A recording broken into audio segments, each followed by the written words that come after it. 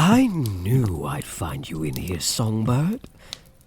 The winds outside are howling tonight like wolves. There's a snowstorm sweeping over these cold mountains. I don't think it'll go away anytime soon. Aren't you glad you're safe inside? Nice and warm. No. Do you not like the comforts of the castle, dear hunter? I've kept you in luxury, but I can always arrange a bed for you down in the dungeons if you prefer.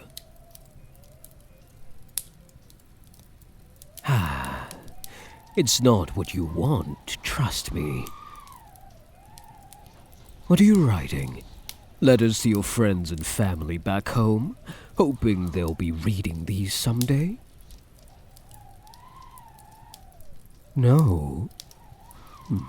Perhaps you're writing a letter to your cat? You were separated from her during the invasion, weren't you? Oh, you poor thing. I can only imagine how difficult it must be, losing a pet. I know I'd be absolutely bereft if I couldn't find you. No response, Maybe you're journaling again, penning down what's inside your head, writing about me. Will you let me take a look this time? Oh, darling, when do I ever force you to do anything? I can be persuasive, but I'd never force you to share things with me you didn't want to. Except one, though. I think you give me that one rather willingly. You wouldn't want me to starve to death now, would you? I don't think I can starve to death. Going without blood weakens me, but it's not quite like someone stabbing an enchanted cross into my cold, dead heart. You came so close to doing that, didn't you? I wonder what stopped you. You're young for a hunter. Not enough anguish or alcohol yet to numb you into killing my kind. A fledgling. Just learning to spread their wings and fly. But killing vampires is what you were trained to do, weren't you? Would you have hesitated if it had been another vampire in my place? Or am I just a special case? The silent treatment again. I could throw you to make these conversations a little less one-sided. But why? What would be the fun in that? I enjoy this stoic facade you seem to be putting on so much. Makes it all the more fun to watch it fall apart later. I'm sorry. I didn't quite get that. What doesn't matter, dear hunter? None of this matters. I see. And why is that? Oh, you'll break free of all this one day. I believe in you, Songbird. Yes, you'll be flying out of this castle in no time, and you'll tell all your fellow hunters, what remains of them, anyway, about what a monster I am. I totally believe in you. You can do it. Oh, you always stay cooped up in here with your silly little books and your diary. I've given you freedom to roam around the castle. It'd be lovely running into you in the hallways sometimes. We could chat. Maybe I could even hold your hand and take you for a walk outside. Being stuck in here all day must get boring. What keeps you riveted to your desk? What do you write in that little diary, pet?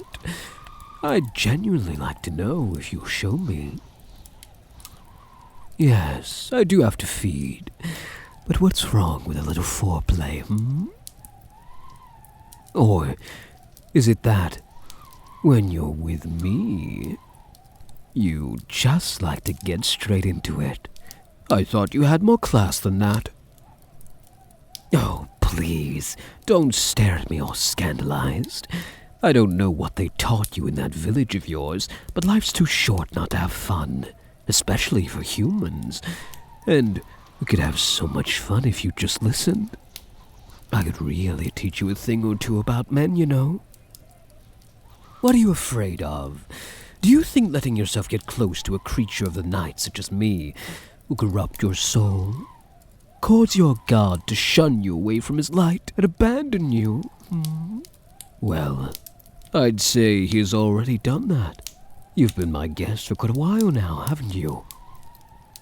That's what you are. You're my treasured guest. Do you still insist on thinking yourself as a prisoner here? Suit yourself, pet. Who am I to deny you of your beliefs? In the end, all that matters is you're in a plush little cage to which only I hold the key, like a little songbird, and with nowhere to go. And I do so love the music you make. I know you'd rather be down in a dungeon than this room I gave you. I've heard it before. You've taught yourself to hate vampires, especially the one that conquered you. My kindness irritates you, and that's why I like doing it. It's fun to see resistance and doubt duel each other in your eyes. You aren't sure what to feel, and it's adorable. You intrigue me, human. But the night is still young. What are you writing, my sweet? A story? Really?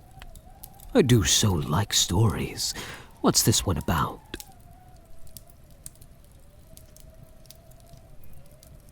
I see. A young hero sets out into the dark forest where the devil is rumored to live. They're tired of seeing people around them getting killed by demons who attack in the night. So them and their friends embark on a long journey to find the devil, who's behind all this. And inside the dark forest, everyone loses their way and perishes except the hero. Only they at least find the devil. They draw their sword and find their blade is broken. What happens then? They fight the devil anyway. Oh, they're not as strong as they thought themselves to be, but they fight anyways. They want to give meaning to the deaths of their friends and family, you say, even if there isn't any. So in the end, as they're on the verge of death themselves, the devil spares them. The devil offers them everything they could ever want, if they surrender willingly. The devil tries to tempt to corrupt him into joining the Legion of Hell. Do you mind if I draw the blinds? The storm is raging so fiercely I can feel the icy wind on my skin. Please go on. I'm just setting some scented candles to set the mood for what is to come. I see. The hero still doesn't give in. The forest is dark, and they can't see the light in front of them. They don't know when they lost their way. But they get up, grip their broken sword, and on aching legs rushes the demon again. I'll never know why humans die fighting for something that doesn't exist. What value they find in things intangible. I was born a vampire. I only appreciate what's in front of me. I enjoy the scent of blood coursing through your veins, the sound of your heart picking up ever so slightly as I step closer, the taste of your delicious blood, spicy yet sweet. That's meant only for me as you bare your neck right now. I enjoy the sight of you offering yourself to me, and only me. You only flinched a little this time as I cupped your cheek, and you aren't backing away as I slowly run my fingers down your chin, trace around your jaw, gently stroke them down your neck, and then caress the back of your cheek past your ear, brushing them through your hair and cradling the back of your head like this. You pretend to hate me, but you offered your neck to me just now without being told. You already know what happens. I've conditioned you well, haven't I, my little hunter? Good human. Don't worry. As a reward, I'll be extra gentle this time. My fangs are absolutely aching to bite into those pretty little veins. Oh, I can't wait any longer.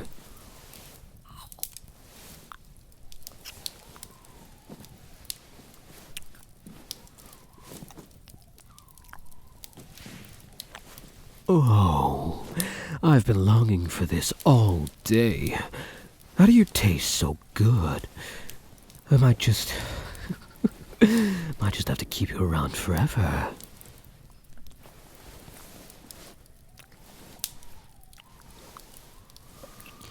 Yes, keep making those whimpers for me. Such a good human.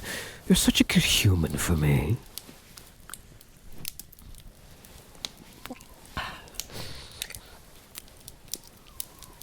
Do you like it when I stroke your hair as I feed? My nails running through your scalp make you feel a little tingly, don't they? I'll take that as a yes. I just need a little more, and I'll let you sleep, all right? Good human. Just focus on my fingers running through your hair.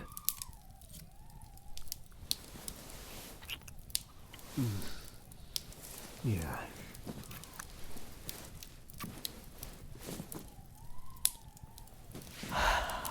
Oh, you all right, my dear? You look a little drained. You'd probably be rolling your eyes right now if you weren't so exhausted. You can barely sit straight. Maybe I took a little more than usual. Oh, it's okay, hush. I'll carry you to your bed. Let's get you tucked away into these blankets. Oh, but I left such a mess on your neck. This just won't do.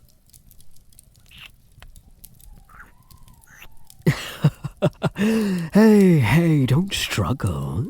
I know it feels good, but I might drop you if you don't stay still. And I do need to wipe these droplets away. There, all better. I'm starting to think you enjoy this more than you have me believe, pet. Yes, it's cold outside. That's why you've got all these soft, warm, comforting blankets. Does my little songbird like their nest? Good. I like caring for you. I've never had someone to call my own before. I think I could get used to this, you know. What am I doing? Why, I'm getting into bed with you. Did you not want me to?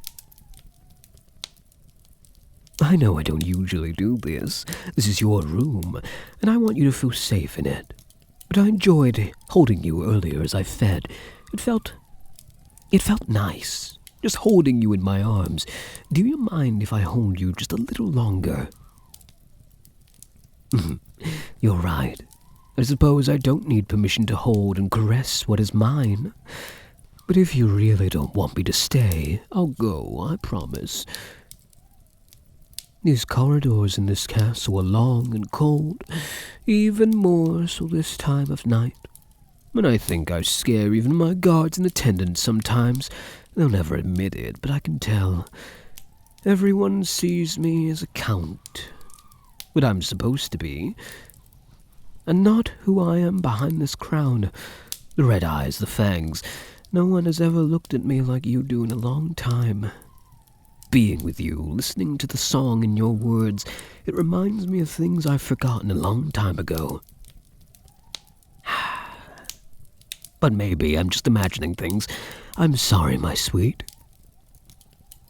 Thank you for letting me stay. I really do appreciate it.